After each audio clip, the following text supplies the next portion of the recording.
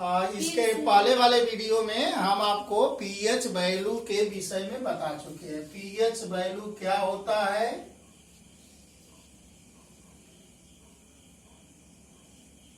PH मान, pH मान क्या होता है और उसके लिए सूत्र हम बता चुके हैं। सूत्र का डेरिवेशन भी कर दिए है लाग के रूप में, लेकिन वो लाग के रूप में सूत्र का डेरिवेशन है कक्षा 11 में नहीं है, आगे वाले क्लास में है।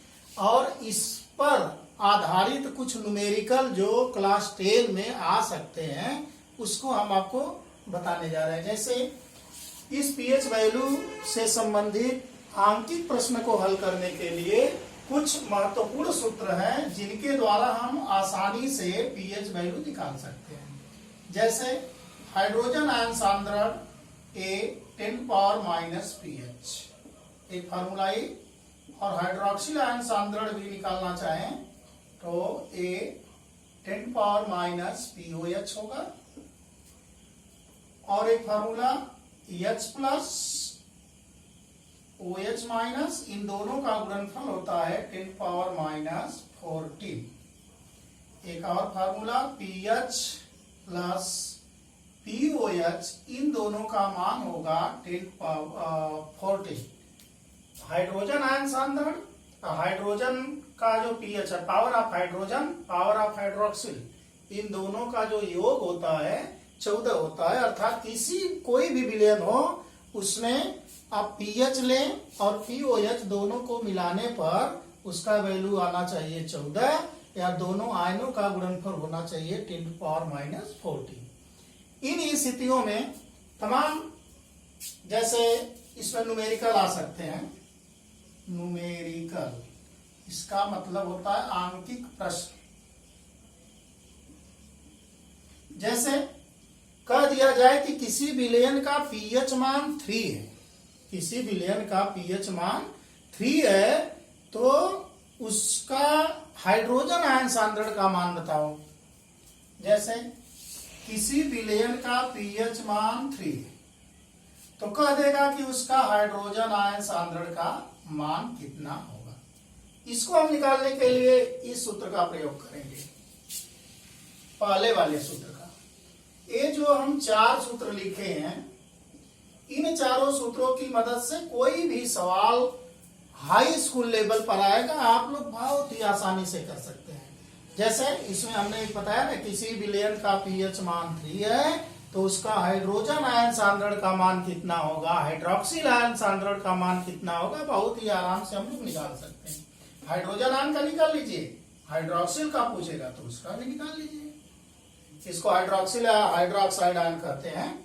तो पीएच का मान इतना हो गया, तो यहां से हम लोग सूत्र जानते हैं, hydrogen ion concentration is equal to 10⁻⁻⁻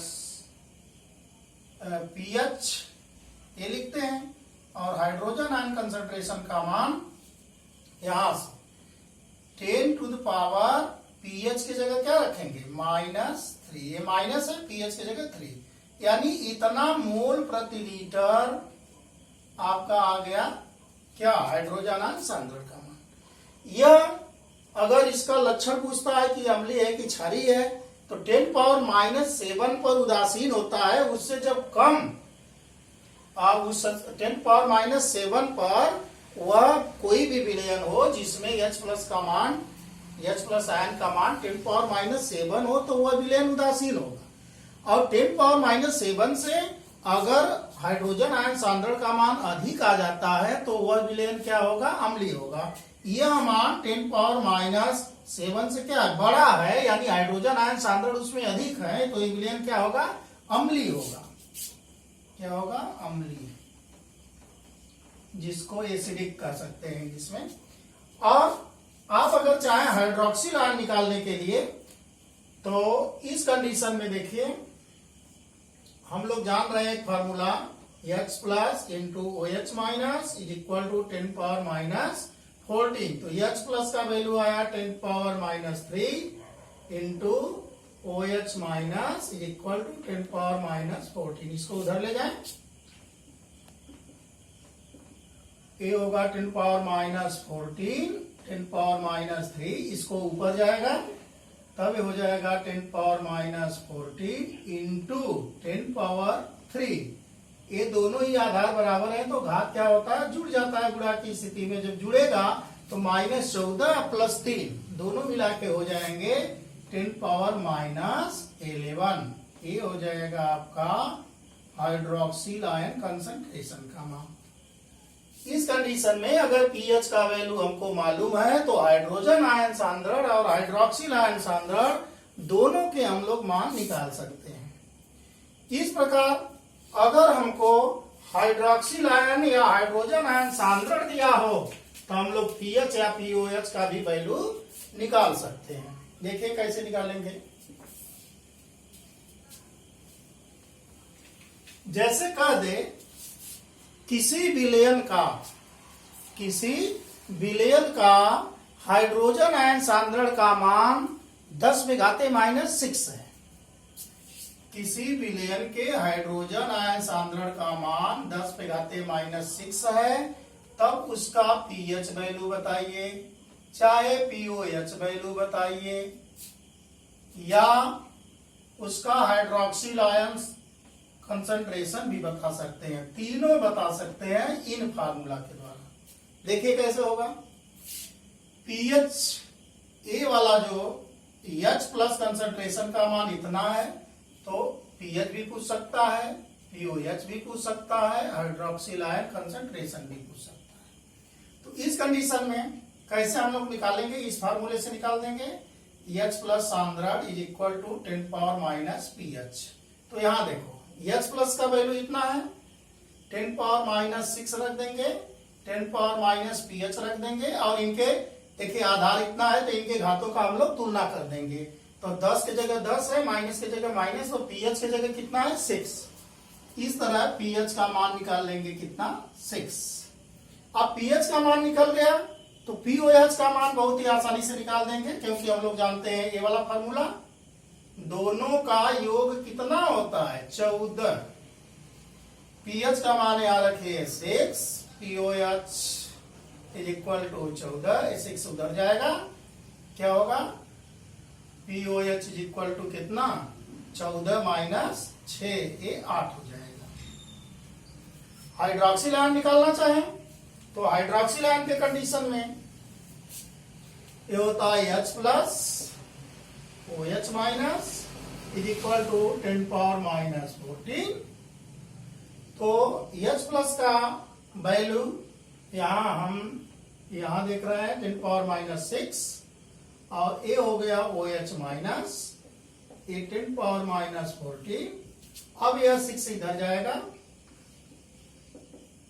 ये हो गया 10 पावर -14, 10 पावर 6, और यहां पर यह चला जाएगा जब ऊपर, तभी हो जाएगा 10 पावर 14 इंटू 10 पावर 6 प्लस हो जाएगा, और ये गुणा है तो घात क्या होते हैं, जुड़ जाते हैं। इस कंडीशन में 14 में से 6 निकल जाएगा, ये -14 प्लस 6 ये घट जाएंगे, ये हो जाएगा -8 OH, और इस OH का वैल्यू हो जाएगा आपका कितना 8। देख रहे हैं। और यहां पर इस क्वेश्चन के आधार पर हम लोग ये भी बता सकते हैं कि जिस सोल्यूशन के लिए हमने इस सवाल को कर रहे हैं वह सोल्यूशन एसिडिक है कि बेसिक है। तो हमने बताया कि पीएच का मान 7 होता है, तो उस कंडीशन में सोल्यूशन क्या होता है, न्यूट्रल होता है, उदासीन होता है, और 7 से कम पीएच होता है तो अम्लीय होता है। तो देखिए इसका मान 7 से कम है, इसलिए क्या है सोल्यूशन अम्लीय है। ठीक।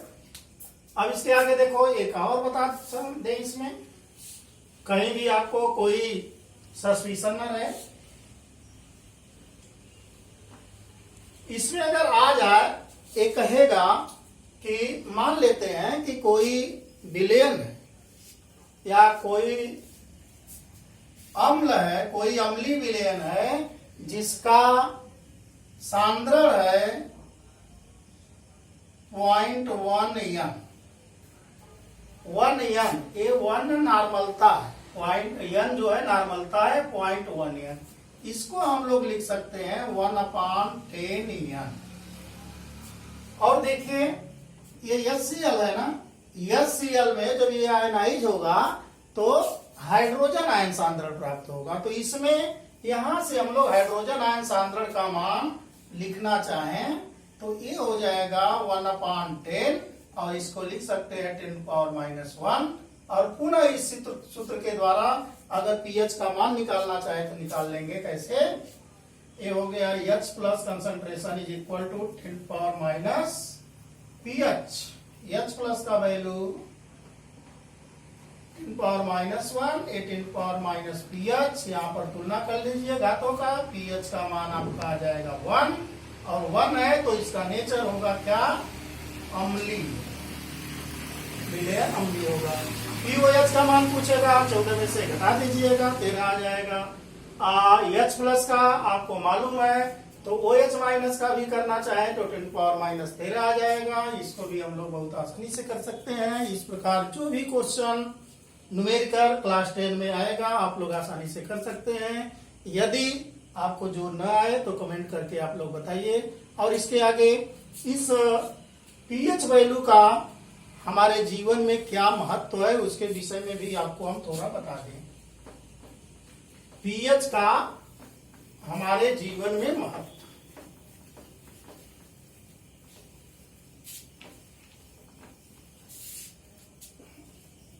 पीएच मान का जीवन में महत्व क्या है? हमारे जीवन में महत्व तो देखिए, जो भी चीजें हम लोग पढ़ते हैं उसका हमारा ह्यूमन लाइफ में कोई ना कोई एप्लीकेशन होना चाहिए। तो इसी तरह पीएच वैल्यू का हमारे जीवन में क्या महत्व है?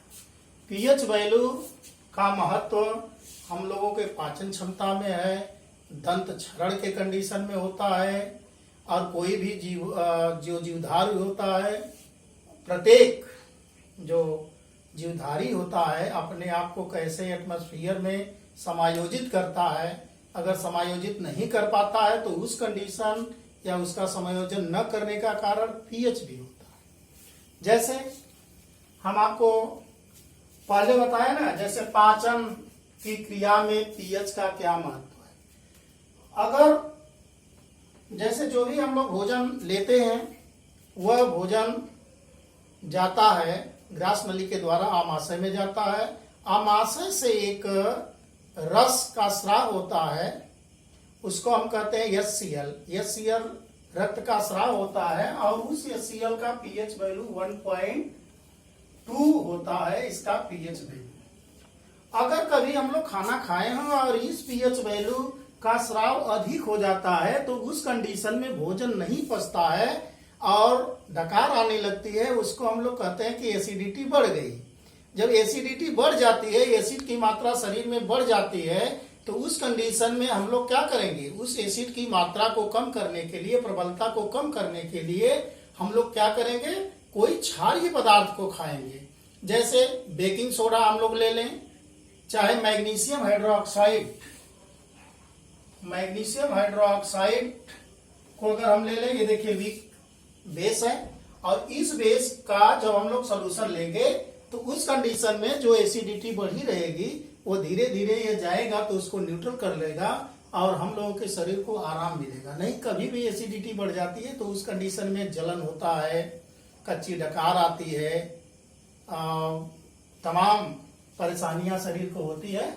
उस कंडीशन में क्या करते हैं? इसका मतलब एसिड बढ़ जाता है, एसिड पीएच वैल्यू उसका बढ़ जाता है, तो उस पीएच के मान को एडजस्ट करने के लिए, न्यूट्रल के कंडीशन में लाने के लिए हम लोग क्या करते हैं? कोई भी क्षारीय पदार्थ को ले लेते हैं। जैसे ये मैग्नीशियम हाइड्रोक्साइड ले लेंगे, चाहे बेकिंग पाउडर का सोल्यूशन ले लेंगे। इसी तरह दंत क्षरण के लिए भी, जैसे हम लोगों के शरीर में जो दांत होते हैं वो कैल्शियम फास्फेट, कैल्शियम फास्फेट का इसका ऊपरी परत होता है।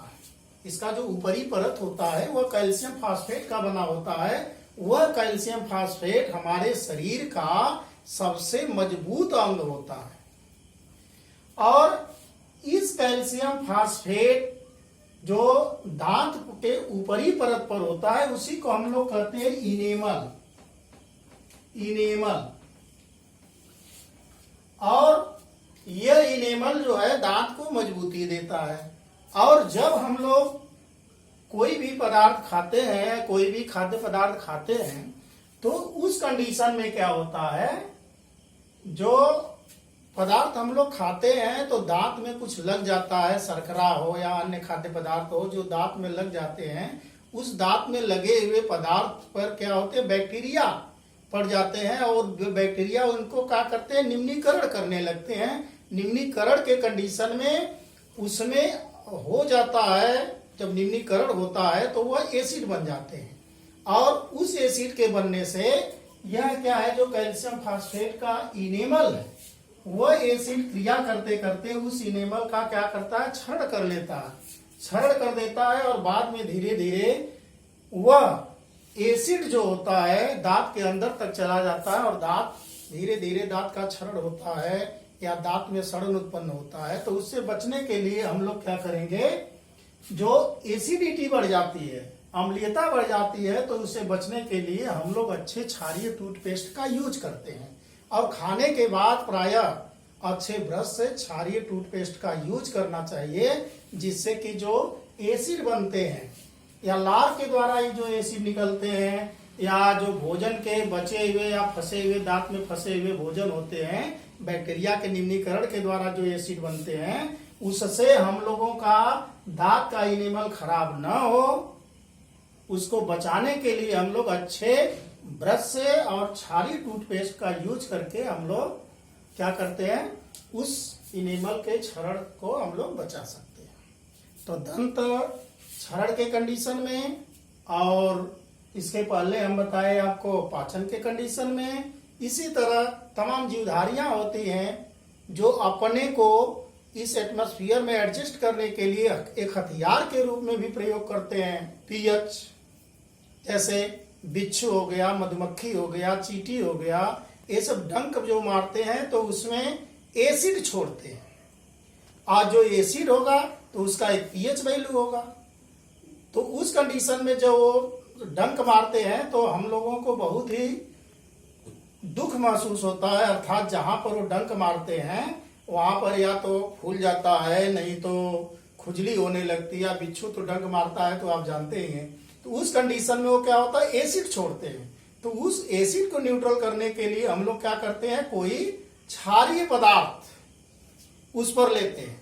जैसे बिच्छू हो चाहे चींटी हो, वो सब फार्मिक एसिड, जिसको कहते हैं मेथेनोइक एसिड, मेथेनोइक एसिड वो सब छोड़ते हैं। तो उसको हम लोग निष्क्रिय करने के लिए कोई भी दुर्बल क्षार का प्रयोग करते हैं। इसी तरह एक होता है पीला रंग का, जिसको हम लोग बर्रे बोलते हैं, और जब वो काटती है या वो डंक मारती है तो उस कंडीशन में, उसके डंक मारने के कंडीशन में, वह अपने डंक के द्वारा क्षार इंजेक्ट कर देती है शरीर में, जिसकी जो भी बहुत दुखदायी होता है। तो क्षार जब इंजेक्ट करती है तो उस कंडीशन में हमको उसको निष्क्रिय करने के लिए क्या लेना चाहिए, अम्ल।